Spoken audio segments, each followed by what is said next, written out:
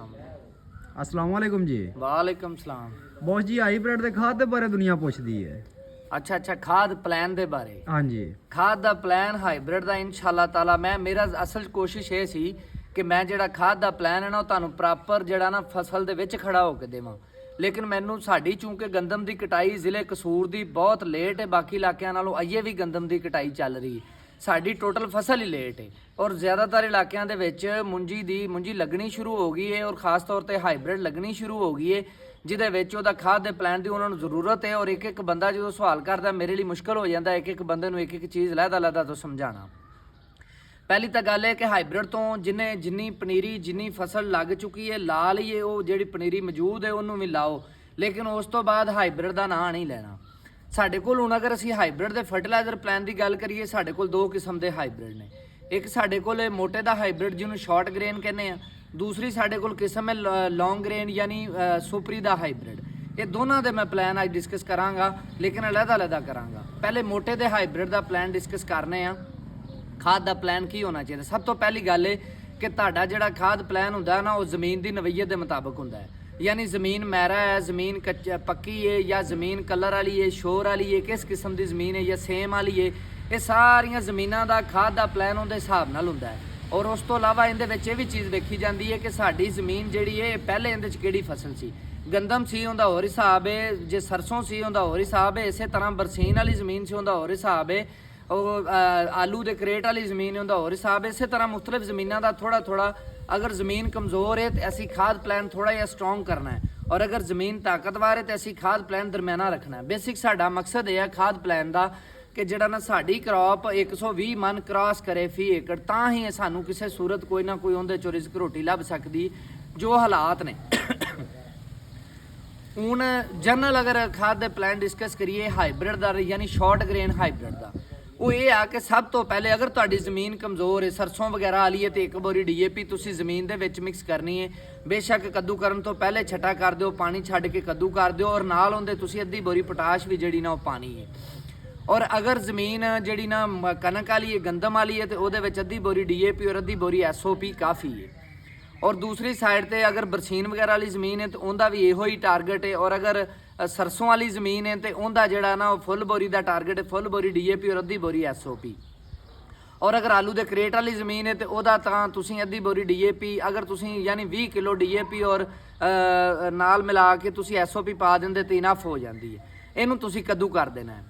ਉਸ ਤੋਂ ਬਾਅਦ ਕੱਦੂ ਕਰਨ ਤੋਂ ਬਾਅਦ ਇਹਦੇ 'ਚ ਫਸਲ ਸ਼ਿਫਟ ਕਰ ਦੇਣੀ ਹੈ। ਫਸਲ ਸ਼ਿਫਟ ਹੋਈ ਨੂੰ ਜਿਵੇਂ ਹੀ 5 ਤੋਂ 6 ਦਿਨ ਹੋ ਜਾਣ, ਜ਼ਿਆਦਾ ਤੋਂ ਜ਼ਿਆਦਾ 7 ਦਿਨ ਹੋ ਜਾਣ, 7ਵੇਂ ਦਿਨ ਤੇ ਜਾ ਕੇ ਤੁਸੀਂ ਇੱਕ ਬੋਰੀ ਯੂਰੀਆ ਔਰ 3 ਤੋਂ 4 kg ਅੱਛੀ ਕੁਆਲਿਟੀ ਦਾ ਜ਼ਿੰਕ, ਉਹ ਸਾਰੀਆਂ ਚੀਜ਼ਾਂ ਮੈਂ ਤੁਹਾਨੂੰ ਬਾਅਦ ਅਲੱਗ ਡਿਸਕਸ ਵੀ ਕਰਾਂਗਾ। ਇਹਨਾਂ ਦੇ ਫਾਇਦੇ ਕੀ, ਨੁਕਸਾਨ ਕੀ, ਉਹ ਕਿਹੜੀ ਚੀਜ਼ ਕੀ ਕਿਰਦਾਰ ਅਦਾ ਕਰਦੀ ਹੈ। ਉਹ ਅੱਛੀ ਕਿਸਮ ਦਾ ਜਿਹੜਾ ਜ਼ਿੰਕ ਹੈ, ਇੱਕ ਬੋਰੀ ਯੂਰੀਆ ਔਰ ਇੱਕ ਥੈਲਾ 3 ਤੋਂ 4 kg ਦਾ ਅੱਛੀ ਕਿਸਮ ਦਾ ਜ਼ਿੰਕ, ਉਹ ਤੁਸੀਂ ਫਲੱਡ ਕਰਨਾ ਹੈ। ਇਹ ਵੀ ਮੈਂ ਤੁਹਾਨੂੰ ਦੱਸਾਂਗਾ, ਰਿਕਮੈਂਡ ਵੀ ਕਰਾਂਗਾ ਕਿ ਕਿਹੜਾ ਜ਼ਿੰਕ ਇਸਤੇਮਾਲ ਕਰੋ, ਲੇਕਿਨ ਫਿਲਹਾਲ ਮੈਂ ਉਹਦੇ ਤੇ ਰਿਸਰਚ ਕਰ ਰਿਹਾ ਕਿ ਕਿਹੜੀਆਂ ਚੀਜ਼ਾਂ ਅੱਛੀਆਂ ਨੇ ਔਰ ਸਸਤੀਆਂ ਵੀ ਨੇ। ਇੱਕ ਬੋਰੀ ਤੁਹਾਡੀ ਉਹਦੇ 'ਚ ਯੂਰੀਆ ਆ ਜਾਏਗੀ ਤੇ ਤੁਹਾਡੀ 3 ਤੋਂ 4 kg ਜ਼ਿੰਕ ਆ ਜਾਏਗੀ, ਯਾਨੀ ਕਿ ਪਹਿਲਾ ਖਾਦ ਜਿਹੜਾ ਹੋਏਗਾ ਸ਼ਾਰਟ ਗ੍ਰੇਨ ਹਾਈਬ੍ਰਿਡ ਦਾ, ਮੋਟੇ ਹਾਈਬ੍ਰਿਡ ਦਾ। ਅੱਛਾ, ਉਹਦੇ ਵਿੱਚ ਫਿਰ ਤੁਸੀਂ ਉਸ ਤੋਂ ਬਾਅਦ 7ਵੇਂ ਦਿਨ ਤੋਂ ਜ਼ਿਆਦਾ ਟਾਈਮ ਨਹੀਂ ਦੇਣਾ ਕ੍ਰਾਪ ਨੂੰ। ਹਰ 7ਵੇਂ ਦਿਨ ਤੇ ਤੁਸੀਂ ਕੀ ਕਰਨਾ ਹੈ, ਇਹ ਪਹਿਲੀ ਇੱਕ ਬੋਰੀ ਯੂਰੀਆ ਹੋ ਗਈ, ਉਸ ਤੋਂ ਬਾਅਦ ਅਗਲੇ 7ਵੇਂ ਦਿਨ ਤੇ ਤੁਸੀਂ ਕੀ ਕਰਨਾ ਹੈ ਕਿ ਇੱਕ ਬੋਰੀ ਯੂਰੀਆ ਫਿਰ ਇਸਤੇਮਾਲ ਕਰ ਦੇਣੀ ਹੈ, ਤੇ ਨਾਲ ਤੁਸੀਂ ਅਗਰ SOP ਪਾਈ ਹੈ ਤੇ ਠੀਕ ਹੈ, ਅਗਰ ਨਹੀਂ ਪਾਈ ਤੇ ਇਸ ਸਟੇਜ ਤੇ ਤੁਸੀਂ 2 ਤੋਂ 3 kg ਸਲਫਰ ਵੀ ਫਲੱਡ ਕਰਨਾ ਹੈ ਫੀ ਏਕੜ।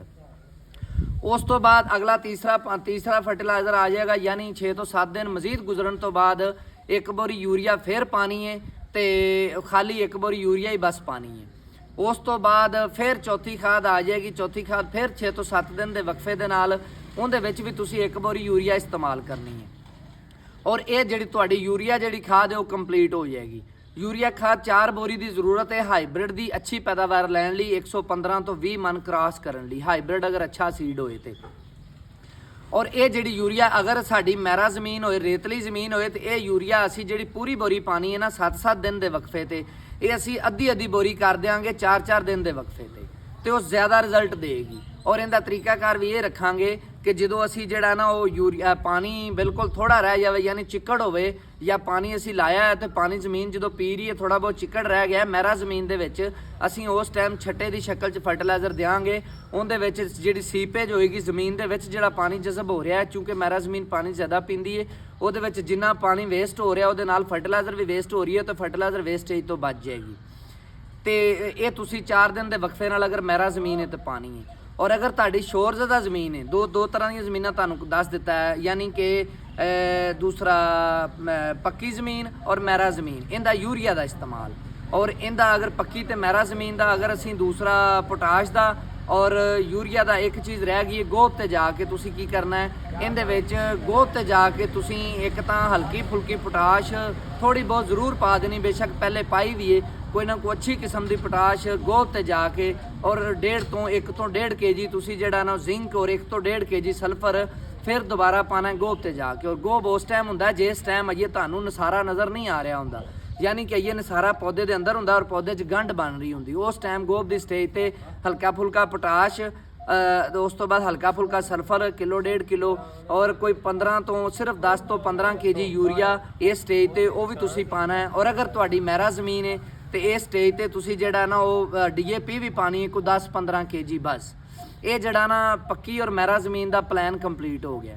ਹੁਣ ਦੂਸਰੀ ਸਾਈਡ ਤੇ ਤੁਸੀਂ ਆ ਜਾਓ ਕਲਰ ਵਾਲੀ ਜ਼ਮੀਨ ਜਾਂ ਸ਼ੋਰਜ਼ਦਾ ਜ਼ਮੀਨ ਉਹਦੇ ਵਿੱਚ ਕੀ ਕਰਨਾ ਹੈ। ਕਲਰ ਜਾਂ ਸ਼ੋਰਜ਼ਦਾ ਜ਼ਮੀਨ ਦਾ ਸਭ ਤੋਂ ਪਹਿਲੀ ਗੱਲ ਇਹ ਆ ਕਿ ਉਹਦੇ 'ਚ ਕਮ ਅਜ਼ ਕਮ 40 ਤੋਂ 50 ਗੱਟੂ ਤੁਸੀਂ ਜਿਹੜਾ ਨਾ ਜਿਪਸਮ ਦੇ ਪਾਣੇ ਨੇ ਉਹ ਤੁਸੀਂ ਕੱਦੂ ਕਰਨ ਤੋਂ ਪਹਿਲਾਂ ਹੀ ਉਹਨੂੰ ਛਟਾ ਕਰਕੇ ਜਿਵੇਂ ਆਮ ਰੂੜੀ ਪਾਈ ਦੀ ਜਾਂ ਜਿਵੇਂ ਆਮ ਖਾਦ ਖਿਲਾਰੀ ਦੀ ਉਹ ਛਟਾ ਕਰਕੇ ਤੁਸੀਂ ਉਹਨੂੰ ਹੱਲ ਚਲਾ ਦੇਣਾ ਹੈ। ਉਸ ਤੋਂ ਬਾਅਦ ਤੁਸੀਂ ਉਹਦੇ ਵਿੱਚ ਕਮ ਅਜ਼ ਕਮ ਅੱਧੀ ਬੋਰੀ DAP ਤੇ ਅੱਧੀ ਬੋਰੀ SOP ਪਾ ਕੇ ਉਹਨੂੰ ਕੱਦੂ ਕਰ ਦੇਣਾ ਔਰ ਯੂਰੀਆ ਦੀ ਜਿਹੜੀ ਉਹਦਾ ਤਰੀਕਾਕਾਰ ਇਸਤੇਮਾਲ ਦਾ ਉਹ ਵੀ ਮਹਿਰਾ ਜ਼ਮੀਨ ਤਰ੍ਹਾਂ ਰੱਖਣਾ ਹੈ ਯਾਨੀ ਕਿ ਚੌਥੇ ਦਿਨ ਤੇ ਰੱਖਣਾ ਹੈ। ਸ਼ੁਰੂ 7ਵੇਂ ਦਿਨ ਤੋਂ ਕਰਨਾ ਹੈ। ਪਹਿਲੇ 7ਵੇਂ ਦਿਨ ਤੇ ਤੁਸੀਂ ਉਹਨੂੰ ਇੱਕ ਅੱਧੀ ਬੋਰੀ ਯੂਰੀਆ ਨਾਲ ਜ਼ਿੰਕ ਪਾਣਾ ਹੈ। ਉਸੇ ਤਰ੍ਹਾਂ ਹੀ ਜ਼ਿੰਕ ਸਲਫਰ ਦੀ ਸਾਰੀ ਰੂਟੀਨ ਹੋਏ ਲੇਕਿਨ ਯੂਰੀਆ ਨੂੰ ਮਹਿਰਾ ਜ਼ਮੀਨ ਦੀ ਤਰ੍ਹਾਂ ਮੈਨੇਜ ਕਰਨਾ ਹੈ ਯਾਨੀ ਹਰ ਚੌਥੇ ਦਿਨ ਅੱਧੀ ਬੋਰੀ ਯੂਰੀਆ ਔਰ ਨਾਲ ਇਹਦੇ ਇੱਕ ਚੀਜ਼ ਐਡ ਕਰਨੀ ਉਹ ਬੜੀ ਸਪੈਸ਼ਲ ਹੈ ਉਹ ਅਸੀਂ ਐਸਿਡ ਐਡ ਕਰਨਾ ਹੈ।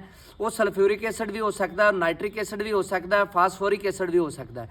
ਕੋਈ ਵੀ ਐਸਿਡ ਅਸੀਂ ਅੱਛੀ ਕੁਆਲਿਟੀ ਦਾ ਜਿਹੜਾ ਐਸਿਡ ਹੈ ਉਹ ਅਸੀਂ ਪਾਣਾ ਹੈ ਔਰ ਉਹ ਤਕਰੀਬਨ ਜਿਹੜਾ ਨਾ ਹਰ 8ਵੇਂ ਦਿਨ 2 ਤੋਂ 3 ਲੀਟਰ ਉਹ ਫਲੱਡ ਕਰ ਦੇਣਾ ਹਰ 8ਵੇਂ ਦਿਨ ਜਿਹੜੀ ਕਲਰ ਵਾਲੀ ਜ਼ਮੀਨ ਹੈ ਜਾਂ ਸ਼ੋਰਜ਼ਦਾ ਜ਼ਮੀਨ ਹੈ ਉਹਦੇ ਵਿੱਚ ਇਹ ਇਸ ਤਰੀਕੇ ਨਾਲ ਅਸੀਂ ਉਹਨੂੰ 4 ਬੋਰੀ ਯੂਰੀਆ ਵੀ ਪੂਰੀ ਕਰਨੀ ਹੈ ਔਰ ਇਹ 4 ਬੋਰੀ ਵਾਲੀ ਜਿਹੜੀ ਸ਼ਰਤ ਹੈ ਸ਼ਰਤ ਨਹੀਂ ਹੈਗੀ।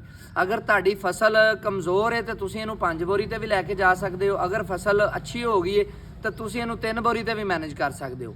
ਅਲਬੱਤਾ ਜਿਹੜਾ ਖਾਸ ਮਕਸਦ ਹੁੰਦਾ ਹੈ ਸ਼ੁਰੂ ਦੇ ਵਿੱਚ ਫਸਲ ਨੇ ਚੂੰਕਿ ਟਿਲਰਿੰਗ ਕਰਨੀ ਹੁੰਦੀ ਹੈ ਉਹ ਟਿਲਰਿੰਗ ਕਰਾਉਣ ਲਈ ਯੂਰੀਆ ਇੰਤਹਾਈ ਜ਼ਰੂਰੀ ਹੁੰਦਾ ਹੈ। ਯੂਰੀਆ ਜਿਹੜਾ ਹੁੰਦਾ ਨਾ ਫੌਰਨ ਫਸਲ ਨੂੰ ਕੱਚਾ ਕਰ ਦਿੰਦਾ ਔਰ ਕੱਚਾ ਕਰਨ ਨਾਲ ਸਾਈਡਾਂ ਤੋਂ ਸ਼ਗੂਫੇ ਜਿਹੜੇ ਉਹ ਨਵੇਂ ਤੋਂ ਨਵੇਂ ਨਿਕਲਣੇ ਸ਼ੁਰੂ ਹੋ ਜਾਂਦੇ ਨੇ ਔਰ ਪੌਦਾ ਆਪਣੀ ਤਾਦਾਦ ਪੂਰੀ ਕਰ ਲੈਂਦਾ ਹੈ ਔਰ ਉਹ ਤਾਦਾਦ ਪੂਰੀ ਕਰਨਾ ਹੀ ਸਾਡਾ ਸਭ ਤੋਂ ਵੱਡਾ ਮਿਸ਼ਨ ਹੁੰਦਾ ਹੈ।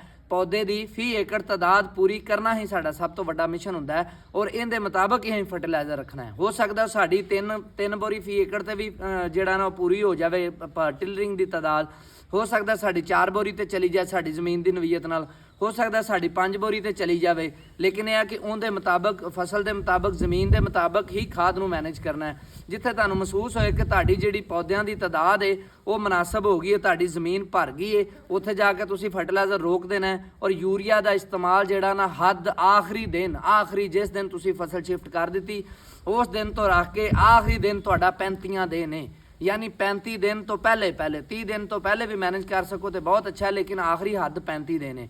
35 ਦਿਨ ਤੋਂ ਪਹਿਲੇ ਤੁਸੀਂ ਉਹਦਾ ਯੂਰੀਆ ਦਾ ਫਰਟੀਲਾਈਜ਼ਰ ਕੰਪਲੀਟ ਕਰਨਾ ਹੈ। ਅਗਰ ਤੁਸੀਂ 35 ਦਿਨ ਤੋਂ ਉੱਤੇ ਜਾਂਦੇ ਯੂਰੀਆ ਦੇ ਇਸਤੇਮਾਲ ਦੇ ਵਿੱਚ ਹੁੰਦਾ ਕੀ ਹੈ ਕਿ ਤੁਹਾਡੀ ਫਸਲ ਜਿਹੜੀ ਨਾ ਉਹਨੂੰ ਬਿਮਾਰੀ ਦੇ ਖਦਸ਼ਾਤ ਬਹੁਤ ਜ਼ਿਆਦਾ ਵੱਧ ਜਾਂਦੇ ਨੇ ਔਰ ਇੱਕ ਤਾਂ ਤੁਸੀਂ ਯੂਰੀਆ ਵੇਸਟ ਕਰ ਰਹੇ ਹੁੰਦੇ ਹੋ ਨਾਲ ਅਖਰਾਜਾਤ ਵਧਾ ਰਹੇ ਹੁੰਦੇ ਹੋ ਦੂਸਰੀ ਸਾਈਡ ਤੇ ਯੂਰੀਆ ਕੀ ਕਰਦਾ ਫਸਲ ਨੂੰ ਕੱਚਾ ਕਰਦਾ ਔਰ ਜਿਵੇਂ ਫਸਲ ਨੂੰ ਕੱਚਾ ਕਰਦਾ ਉਹਦੇ ਤੇ ਬਿਮਾਰੀ ਦਾ ਅਟੈਕ ਜਿਹੜਾ ਨਾ ਉਹ ਜ਼ਿਆਦਾ ਹੋ ਜਾਂਦਾ ਯਾਨੀ ਕਿ ਫਸਲ ਜਿਹੜੀ ਨਾ ਫਿਜ਼ੀਬਲ ਹੋ ਜਾਂਦੀ ਹੈ ਬਿਮਾਰੀ ਦੇ ਅਟੈਕ ਲਈ। ਇਸ ਲਈ ਯੂਰੀਆ ਤੁਹਾਡਾ 35 ਦਿਨ ਦੇ ਉੱਤੇ ਕੰਪਲੀਟ ਹੋਣਾ ਚਾਹੀਦਾ। ਇਹ ਹੈ ਸ਼ਾਰਟ ਗ੍ਰੇਨ ਹਾਈਬ੍ਰਿਡ ਦਾ ਮੁਕੰਮਲ ਮਨਸੂਬਾ। ਲੇਕਿਨ ਅਗਰ ਇਹੀ ਕੰਮ ਤੁਸੀਂ ਅੱਛੇ ਤਰੀਕੇ ਨਾਲ ਜ਼ਮੀਨ ਦਾ ਸੈਂਪਲ ਕਰਵਾ ਕੇ ਟੈਸਟ ਕਰਵਾ ਕੇ ਫਿਰ ਇਹ ਸਾਰੀਆਂ ਚੀਜ਼ਾਂ ਕਰੋ ਤੁਸੀਂ ਮੈਨੂੰ ਉਹਦਾ ਰਸੀਦ ਭੇਜੋ ਜਿਹੜਾ ਟੈਸਟ ਰਿਜ਼ਲਟ ਆਏਗਾ ਉਹ ਮੈਨੂੰ ਭੇਜੋ ਮੈਂ ਉਹਦੇ ਮੁਤਾਬਕ ਤੁਹਾਨੂੰ ਅੱਛੇ ਤਰੀਕੇ ਨਾਲ ਗਾਈਡ ਕਰ ਸਕਾਂਗਾ। ਲੇਕਿਨ ਇਹ ਇੱਕ ਜਰਨਲ ਜਿਹੜਾ ਨਾ ਉਹ ਤਰੀਕਾ ਹੈ ਇਸ ਜਰਨਲ ਤਰੀਕੇ ਦੇ ਵਿੱਚ ਮੈਂ ਕਲਰ ਵਾਲੀ ਜ਼ਮੀਨ ਦੇ ਵਿੱਚ ਇੱਕ ਸਲਫਿਊਰਿਕ ਐਸਿਡ ਦਾ ਵੀ ਇਸਤੇਮਾਲ ਦੱਸਿਆ ਉਹਦੀ ਵਜ੍ਹਾ ਵੀ ਅਲੱਗ ਵਲੌਗ 'ਚ ਦੱਸਾਂਗਾ ਕਿਉਂਕਿ ਸਾਡੀ ਜ਼ਿਆਦਾਤਰ ਜ਼ਮੀਨਾਂ ਦੀ ਉਹ ਨਮਕੀਆਤ ਵਾਲੀ ਜ਼ਮੀਨ ਹੁੰਦੀ ਤਾਂ pH ਹੁੰਦੀ ਹਮੇਸ਼ਾ ਆਈ ਹੈ ਤੇ ਵੈਸੇ ਵੀ ਸਾਡੀ ਜ਼ਿਆਦਾਤਰ ਜ਼ਮੀਨਾਂ ਦੀ ਪੀਐਚ ਹਾਈ ਹੁੰਦੀ ਹੈ। ਅਗਰ ਅਸੀਂ ਵੈਸੇ ਵੀ ਜਿਹੜਾ ਨਾ ਕੋਈ 7ਵੇਂ 8ਵੇਂ ਦਿਨ ਸਲਫਿਊਰਿਕ ਐਸਿਡ 2 ਲੀਟਰ 3 ਲੀਟਰ ਜਾਂ ਲੀਟਰ ਜ਼ਮੀਨ ਦੀ ਨਵਈਅਤ ਦੇ ਹਿਸਾਬ ਨਾਲ ਫਲੱਡ ਕਰਨੇ ਆ ਤਾਂ ਸਾਡੀ ਪੀਐਚ ਨੂੰ ਕੰਟਰੋਲ ਕਰਦਾ, ਔਰ ਜਿਵੇਂ ਹੀ ਸਾਡਾ ਉਹ ਸਲਫਿਊਰਿਕ ਐਸਿਡ ਪੀਐਚ ਨੂੰ ਕੰਟਰੋਲ ਕਰਦਾ ਹੈ, ਤਮਾਮ ਖਾਦਾਂ ਦੀ ਪੌਦੇ ਨੂੰ ਅਵੇਲੇਬਿਲਿਟੀ ਵੱਧ ਜਾਂਦੀ ਹੈ। ਔਰ ਉਹਦੇ ਨਾਲ ਕੀ ਹੁੰਦਾ ਹੈ ਕਿ ਫਿਰ ਜਿਹੜਾ ਨਾ ਉਹ ਖਾਦਾਂ ਵੱਧ ਜਾਂਦੀਆਂ ਪੌਦੇ ਨੂੰ ਮਿਲਣੀਆਂ, ਔਰ ਪੌਦਾ ਜਿਹੜਾ ਨਾ ਉਹ ਸਿਹਤਮੰਦ ਔਰ ਹੈਲਦੀ ਹੋ ਜਾਂਦਾ। ਤੇ ਅੱਲਾਹ ਤਾਲਾ ਦੀ ਜ਼ਾਤ ਅੱਗੇ ਦੁਆ ਕਰਿਆ ਕਰੋ ਕਿ ਅੱਲਾਹ ਤਾਲਾ ਦੀ ਜ਼ਾਤ ਸਾਡੀ ਇਸ ਮਿਹਨਤ ਦਾ ਰੰਗ ਲਿਆਵੇ। ਇਹਦੇ ਨਾਲ ਹੀ ਇਜਾਜ਼ਤ ਦਿਓ। ਕਿਸਾਨ ਜ਼ਿੰਦਾਬਾਦ, ਪਾਕਿਸਤਾਨ ਪਾਇੰਦਾਬਾਦ। ਬੌਸ ਜ਼ਿੰਦਾਬਾਦ।